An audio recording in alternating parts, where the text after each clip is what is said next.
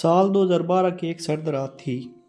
पाकिस्तान से मलेशिया जाने वाली एक फ़्लाइट PK-917 बिल्कुल वक्त पर रवाना हुई।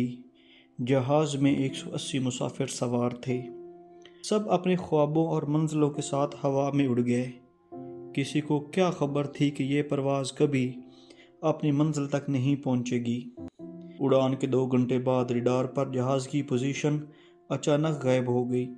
एयर ट्रैफिक कंट्रोल ने बार बार रब्ता करने की कोशिश की, लेकिन जहाज़ का कोई जवाब न आया। चंद मिनटों में उस जहाज़ का कोई सुराग ना रहा। दुनिया भर के न्यूज़ चैनल पर सिर्फ एक ही खबर छा गई, जहाज़ गायब हो गया। मलेशिया, पाकिस्तान और ऑस्ट्रेलिया की टीमें मिलकर बहर हिंद में जहाज़ की तलाश करने लगे। हज़ारों किलोमीटर तक समुंदर को खंगाला। कभी जहाज़ के टुकड़ों के मिलने की खबर आती, कभी गलत सुराग निकलता। ख़ानदानों के दिल उम्मीद और मायूसी के बीच झूलते रहे। 6 माह बाद एक हैरानकुन इत्तला मिली।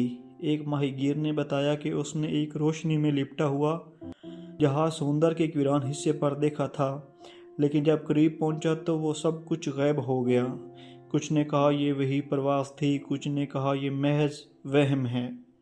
2 साल बाद एक मुसाफिर की बीवी के घर एक ख़त मौसूल हुआ, जिस पर ना कोई स्टैंप थी, ना एड्रेस। सिर्फ ये लिखा था, हम अभी ज़िंदा हैं मगर कैद में मत ढूंढो। ये ख़त किसने भेजा, कैसे आया, आज तक ये एक राज है।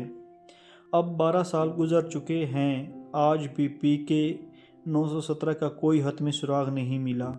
कुछ लोग कहते हैं कि जहाज़ को दुश्मन मुल्क ने अगवा कर लिया है। कुछ के मुताबिक ये बरमूदा ट्रायंगल जैसी किसी जगह में फंस गया है, और कुछ लोग यकीन रखते हैं कि जहाज़ के मुसाफिर अब भी कहीं ज़िंदा हैं।